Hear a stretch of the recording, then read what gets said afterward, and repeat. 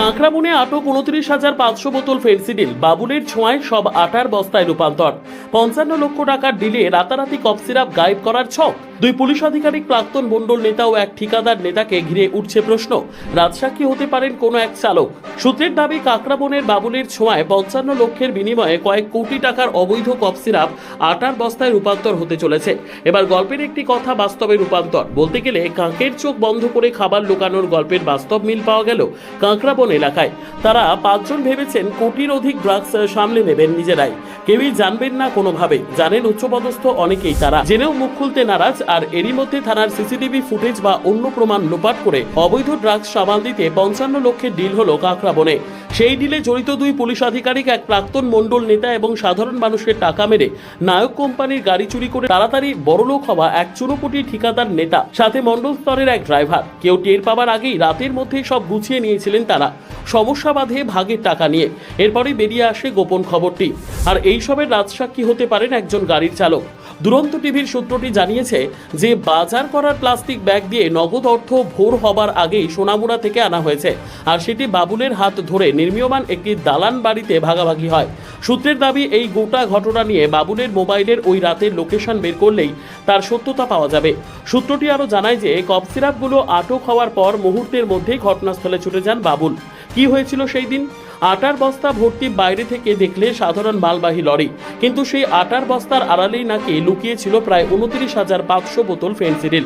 কাঁকড়াবনের কিশোরগঞ্জ নাকা পয়েন্টে আটক হওয়া সেই লরিকে ঘিরে এখন শুধু মাদক উদ্ধারের প্রশ্ন নয়, উঠছে মাদক উদ্ধারের পর সেটি গোপন করার চেষ্টা, প্রমাণ লোপাট এবং কোটি টাকার অবৈধ কারবারকে অর্থের বিনিময়ে ধামাচাপা দেওয়ার ভয়ঙ্কর অভিযোগ। সূত্রের দাবি, গত 2রা আগস্ট রাতে কাঁকড়াবন থানার নাইট পেট্রোলিং টিম গোপন সূত্রে খবর পেয়ে 14 চাকার একটি আটা বোঝাই লরি আটক করে।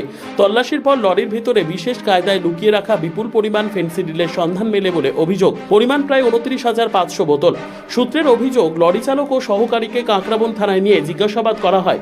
গাড়িটি রাখা হয় থানা সংলগ্ন একটি মাঠে। দীর্ঘক্ষণ ধরে চলে ফোনাফোনি। এরপর হঠাৎ উদ্ধার হওয়া বিপুল পরিমাণ মাদক সহ লরিটিকে রাতেই তোলামুড়া এলাকার দিকে নিয়ে যাওয়া হয় বলে দাবি সূত্রের।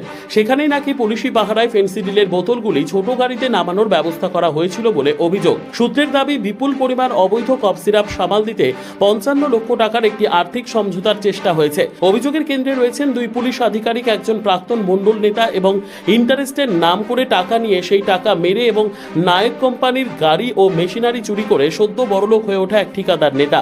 ঘটনার অন্যতম গুরুত্বপূর্ণ সাক্ষী হিসেবে সামনে আসতে পারেন লরির চালক, সাথে আরও এক চালক রাজসাক্ষী হতে পারেন। সূত্রের দাবি, ঘটনার বিভিন্ন পর্যায়ে কি হয়েছিল, লরি কোথায় নেওয়া হয়েছিল এবং কার নির্দেশে কিভাবে মাল নামানো হয়েছিল, এইসব বিষয়ে চালকের কাছে গুরুত্বপূর্ণ তথ্য থাকতে পারে। বিষয়টি ঊর্ধ্বতন পুলিশ কর্তৃপক্ষের নজরে আসার পর গোমতী জেলা পুলিশ প্রশাসনে শুরু হয়েছে তৎপরতা। গোমতী জেলা পুলিশের পক্ষ থেকে ঘটনার তদন্তে বিশেষ তদন্তকারী দল গঠন করা হয়েছে বলে জানা গেছে। অতিরিক্ত পুলিশ সুপারের নেতৃত্বে তদন্ত চলছে।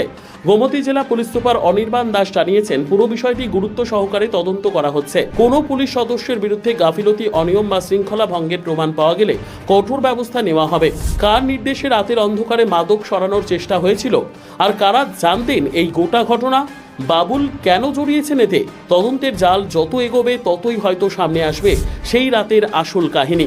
আর অভিযোগ সত্যি প্রমাণিত হলে কাঁকড়াবনের এই ঘটনা শুধু মাদক পাচারের মামলা নয়, পুলিশ প্রশাসনের ভিতরে থাকা সম্ভাব্য দুর্নীতি ও যোগসাজশের বিরুদ্ধেও বড় প্রশ্নচিহ্ন হয়ে দাঁড়াবে। ব্যুরো রিপোর্ট, দুরন্ত টিভি।